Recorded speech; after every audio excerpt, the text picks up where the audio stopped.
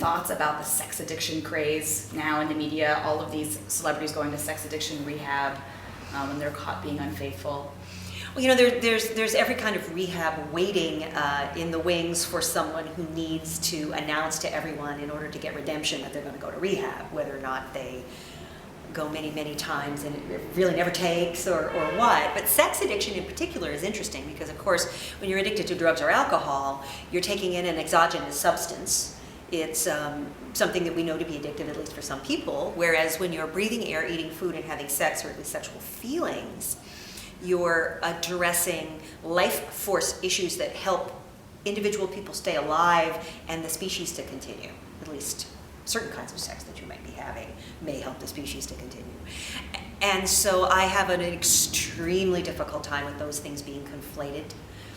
It's not scientifically careful in my view. It's not useful. I'm certainly not going to be sitting here and saying that there aren't some people who have issues with sexual compulsivity and poor decision-making behavior. Talking about sex and sexual desire as being addictive makes it harder to talk about sex and sexual desire as being a natural, healthy part of life, because how can those two things really coexist?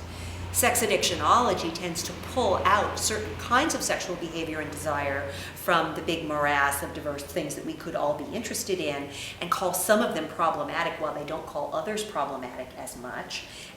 And I think that's problematic. It can be homophobic sometimes. It is often very anti-masturbation. It's almost always anti-porn. And it doesn't ask the question of, when are these things healthy then? And what's too much in for any given person, in right. any given metabolism. I mean, and sex is not like doing an amphetamine drug that's never good for you, right? So it's a bizarre conflation. And do we know if we have sexual metabolisms? I mean, some of the ideas that the pharmaceutical companies have been sort of pitching at us lately, that there is a way to not want enough sex or want sex enough, or there's a way to want it too much, or those kinds of ideas. I mean, part of the other problem here is that so much sexual research and information gathering right now, so much of the sexual discourse that we hear in mainstream media, especially in the press, is coming directly off press releases from pharmaceutical companies and related entities that have a economic dog in the race, not just a political or a social dog in the race. There's somebody's business and somebody's profit margin is associated with this, and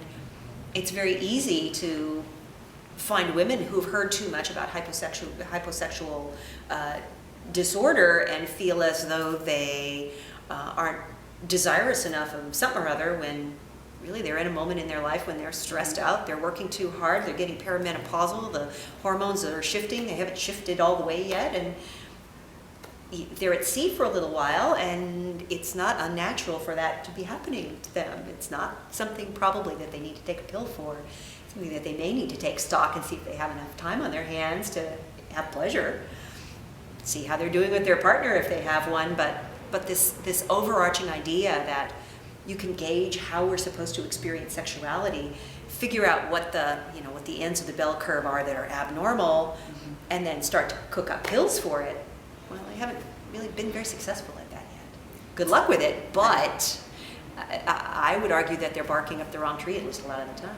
It's a lot easier to create a pill than it is to have to talk about your sexuality with your partner and learn your communication skills, I'm sure. Well, it's easier to think that you could create a pill than to know that you have to do those things in order to optimize your experience. Creating the pill itself has actually proved to be a little challenging. Absolutely. I really enjoyed your quote in Orgasm Inc. about the manufacturing of female sexual dysfunction when you said that this pill could be helpful if there was a map of the clitoris on the box. Yeah, I thought that really got to the point pretty quickly.